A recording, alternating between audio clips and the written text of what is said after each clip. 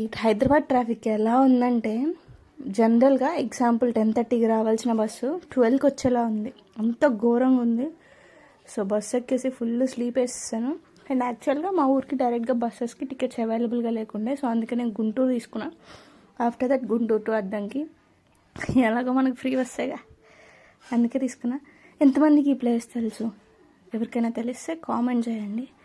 And ఎంత ఘోరం అంటే జనరల్గా అయితే అక్కడ 10:30 అలా ఎక్కితే ఇంటికి ఈజీగా 5:36కి అంతా వచ్చేస్తా. సో ఆ రోజు మాత్రం 10:30 అయింది. ఆ కాలేజ్ ఎవరికైనా తెలిస్తే కామెంట్ చేయండి. వచ్చి కొంతసేపు నిద్రపోయి మా బుడ్డ దాంతో కాసేపు ఆడుకొని మా అమ్మను మా బుడ్డది ఇద్దరు పిల్లులతో కొట్టుకుంటున్నారు. యాక్చువల్లీ పిల్లి మా ఇంట్లో ఈనింది, అది వెళ్ళట్లే ఎంత చేసినా బయటికి. సో అందుకే కష్టపడి పిల్లిని బయటికి తీసుకొచ్చారు వాళ్ళిద్దరు. అండ్ మళ్ళీ అది ఇంట్లోకి వెళ్ళకుండా కాపలా కాస్తున్నారు. మా బుడ్డది మెయిన్ హీరో ఇక్కడ, దాన్ని కొట్టడానికి ట్రై చేస్తాను కానీ దాని దగ్గరకు పోవట్లేదు, అది భయం.